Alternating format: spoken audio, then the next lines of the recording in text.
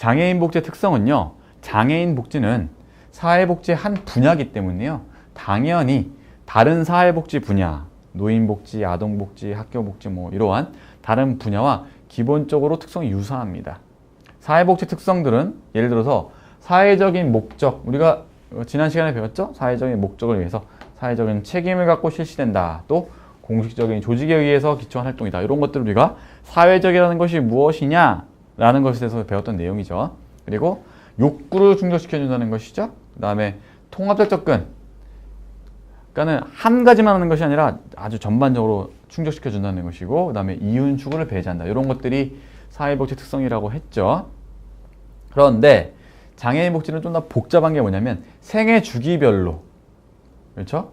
생애 주기별로 전생에 걸쳐서 있다는 겁니다.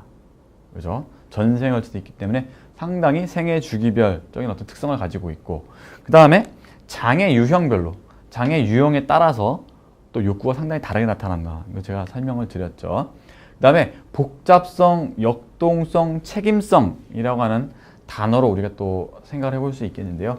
이 복잡성이라고 하는 것은 장애 유형의 아주 다양하고, 또 같은 장애인 내부에서도 장애의 정도, 그죠? 중증이냐 경증이냐, 장애 발생 시기, 똑같은 장애인은 지체장애인인데 선천적이냐 후천적이냐 이런 거에 따라서 심리 사회적인 특성에 따라서 상당히 다양하다는 거예요. 이게 바로 복잡성이다 라고 하는 것이고, 다음에 종합성이라고 하는 것은 장애 문제가 다양하기 때문에 해결 방안이 종합적으로 강구되어야 된다는 거예요. 그래서 재활, 복지, 노동, 교육, 과학 등 여러 분야의 전문가들이 팀워크를 통해서 이 장애인 복지를 수행해야 된다. 그래서 역동적 그러한 어떤 모습들이 나타난다 라고 하는 것들이 바로 이러한 그 역동성을 나타내는 말이 되겠고요. 다음에 책임성이라고 하는 것은 장애인 복지 서비스가 장애인 개인에 대해 책임성이 있어야 된다는 겁니다. 그래서 그 효과가 실제로 있어야 되고, 예? 그런 얘기죠. 그래서 후원자에 대한 책임도 있어야 되죠.